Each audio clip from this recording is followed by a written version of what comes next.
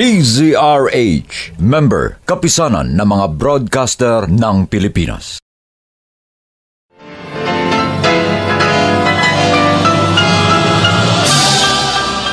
Buong karangalang inihahandog ng DZRH ang isa pang magandang dula, May Pangako, ang bukas.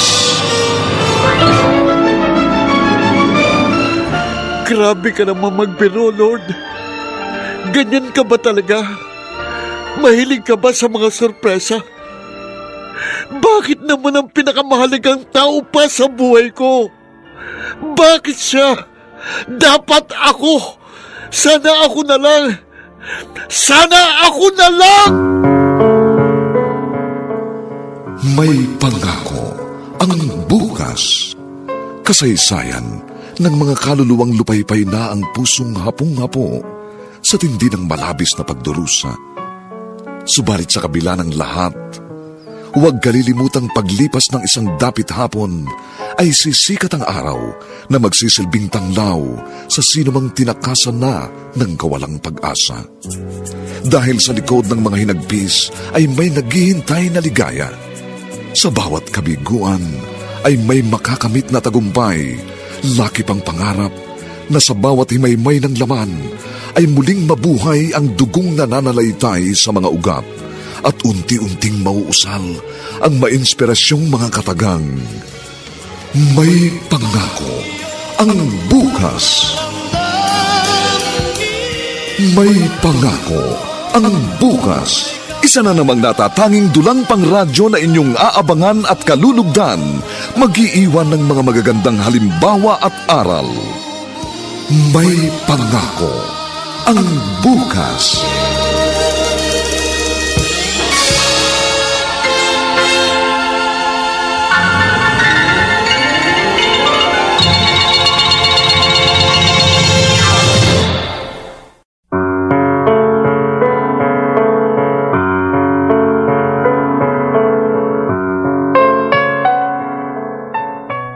Magandang umaga po sa inyong lahat, mga giliw naming tagapakinig. Narito na po ang aming tampok na kasaysayan sa linggong ito, pinamagatang Sana Ako Na Lang. Dito pa rin sa ating natatanging dunang May Pangako, ang bukas.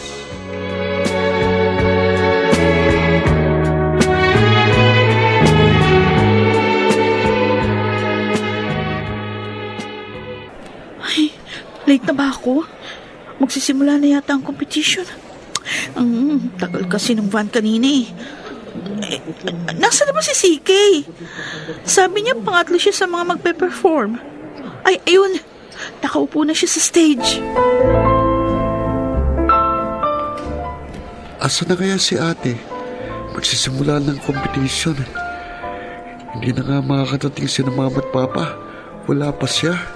Go, CK! Galingan mo! Nandito na pala siya. Okay, may supporter na ako.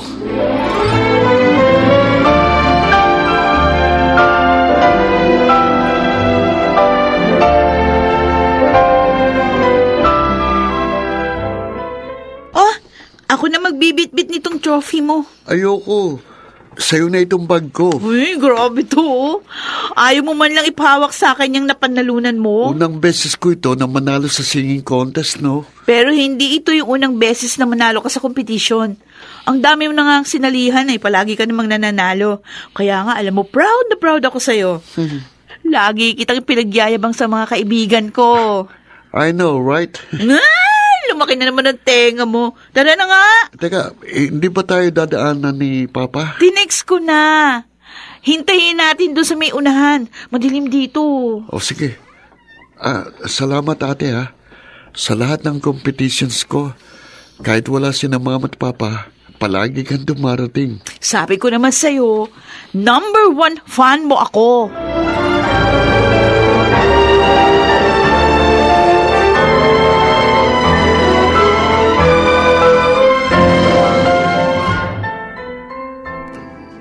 Anong sabi mo? Oh, kailangan ko nang ibenta yung isang sasakyan natin para makabili ako ng bago. 4 na taon na yun sa atin.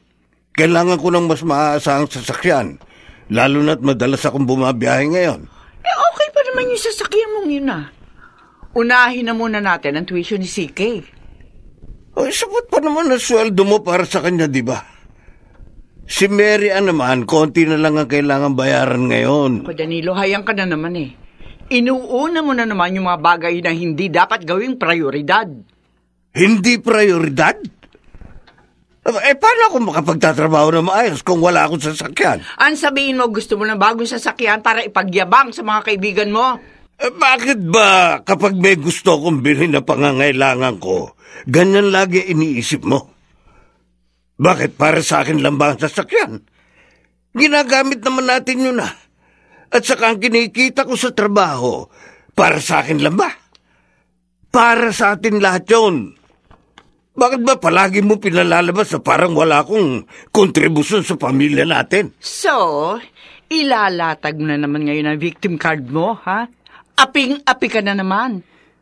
Sinasabi ko lang na matuto kang unahin kung ano importante. Ma, pwede ba tigilan yung pag-aaway niyo? Gabi na. Hindi na naman kami makakatulog ni CK. Ingay-ingay niyo Good night. Doon ka matulog sa walang kwarto. Kahit hindi mo sabihin, doon talaga ako matutulog. Mula ngayon, hindi na ako tatabi sa iyo sa higaan. Kung pwede nga lang, sa ibang bahay na lang ako tumira. Sawan-sawa na ako makipagtalo sa iyo. Ako na lang lagi ang mali. Ako na lang lagi ang hindi marunong magdesisyon. At ikaw lang ang laging tama.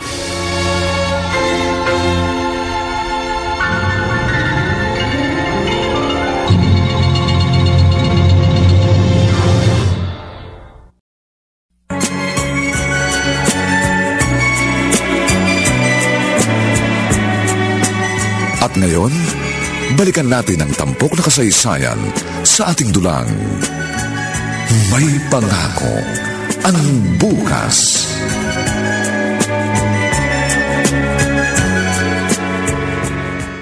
Uy, kayong dalawa? Bakit dito na naman kayo sa bahay matutulog, ha? May LQ na naman kasi sa bahay As in, long quarrel. Nag-aaway na naman ng mga parents nyo. Pangilang araw na. Huwag mo na itanong. Mabuti pa ilatag mo na yung kutsyon para makahiga na kami ni CK. Now on its 4th day, Ate Rian. Naku! May bago ba? Sanay na kami ni CK sa kanila. Oo nga.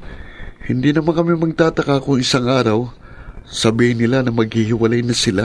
Ha? Okay lang sa inyo? Kasi naman kasama namin sila.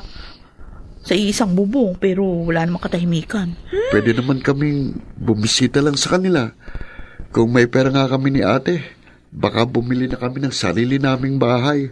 Kaso, ang mahal ng tuition mo. Grabe ka ha. Babawi naman ako kapag nakakuha na ako ng trabaho. Kapag engineer na ako na lang ang gagawa ng bahay nating dalawa, ate. Buti na lang kayong dalawa. Hindi gaya ng ibang magkapatid na parang aso't pusa. Siyempre, mabait akong younger brother eh. Ang sabihin mo, mabait akong ate. Guys, ang totoo talaga, ako ang blessing sa buhay nyo. Pasalamat kayo, may mabait kayong pinsan, ano? Correct!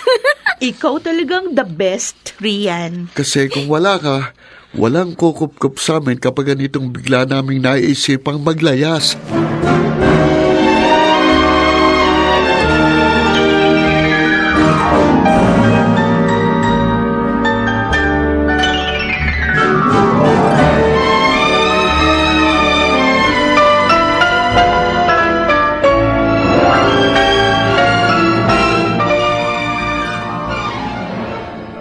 Sige, eto. Ano ito, ma? Maaga akong alis bukas. Baka gabi na rin ako makauwi. Kumain ka na lamang sa labas kasama ang friends mo. Birthday treat ko na yan sa'yo. Talaga? O bakit, ayaw mo? Gusto. Oo, huwag masyado magpapagabi. Okay, ma. Thank you. Wala, sige. May iwan na kita. Bye. Thanks ulit. Ano?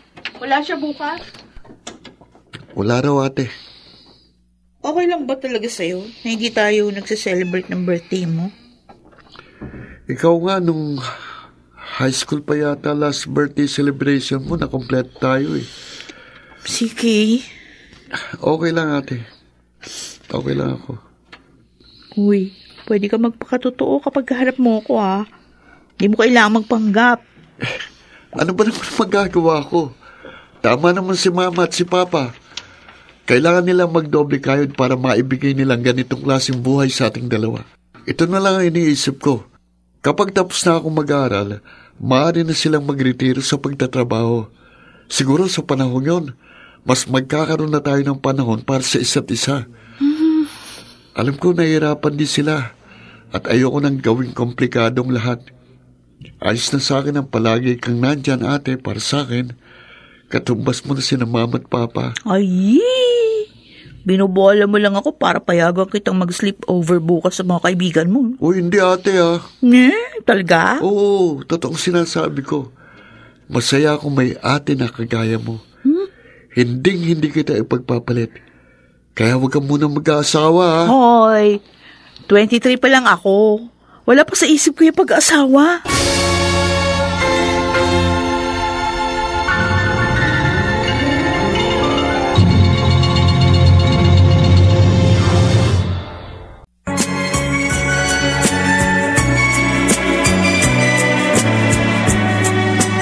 At ngayon, balikan natin ang tampok na kasaysayan sa ating dulang. May pangako ang bukas.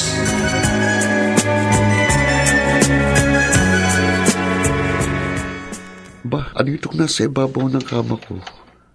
Maliit na kahon. Like, oh my God. To CK from Papa. Ah, kay Papa pala. Birthday gift niya yata sa akin.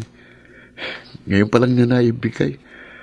Palibasa 3 araw siyang hindi umuwi dahil sa business trip. Ano kaya laman dito? Teka, bubuksan ko. Wow! Relo! Ate! Si Kay! Oh, ate, tingnan mo itong bigay sa akin ni Papa, oh. Ganda, no? Oo. Ay, pakibili mo ako ng Pride detergent sa tindahan. Hindi pa pala nakakapag-grocery, wala na sabon. Isasalang ko yung mga marurumi nating damit. Kasi pinaalis ni Mama si Aling Laura. Dahil? Naman dyan, yung isa niyang blouse. Dahil lang doon? Uy, hindi ka na nasanay kay Mama. Sige na, bumili ka muna.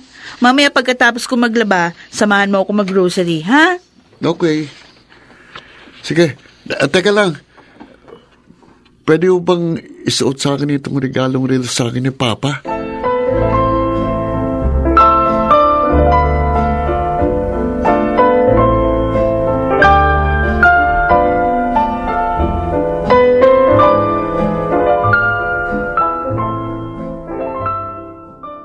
First time yata natin kumain ng sabay-sabay ngayon, ha?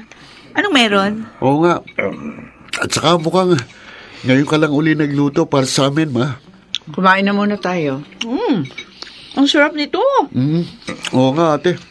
Ma, salamat sa pagluluto nyo, ha? Mga anak, Ba't pa? Bakit? Nagdesisyon na kami ng papa nyo. Na? maghihiwalay na kami. Bakit ngayon lang? Mary Ann? Expected na namin sasabihin nyo yan sa amin one day. Sige. Okay lang sa amin, pa, ma. Mas mabuti yung nasa magkaiba kayong bahay. Kesa naman nagsasama nga kayo pero patuloy naman kayo nag-aaway. Hindi naman kayo masaya sa isa't isa. Mary Ann? Kung saan mas matatahimik ang pamilya natin, susuportahan namin ni CK. Approve sa amin ang desisyon niyo.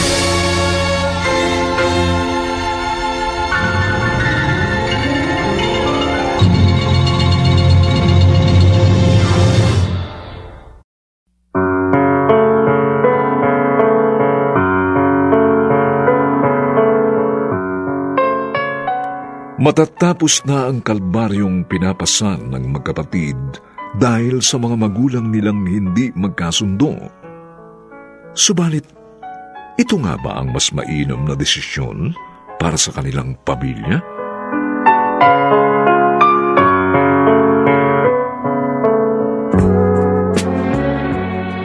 Mga nagsiganap: Rosana Villegas, Susan Robles, Lionel Benjamin, James Quaton, Chiquit del Carmen Amor, at si Phil Cruz sa papel na si Kay. Nilapatan ang tunog ni Jerry Butia. Sa musika ni Buboy Salonga.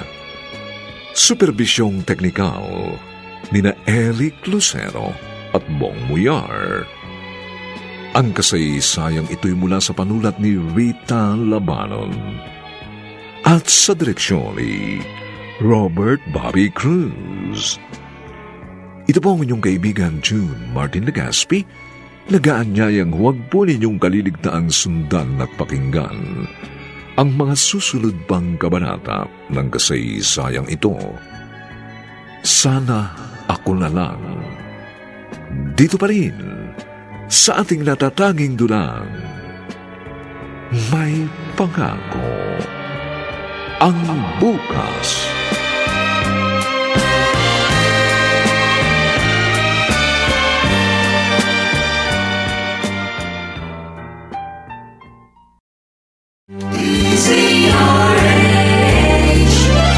DZRH, member, kapisanan ng mga broadcaster ng Pilipinas.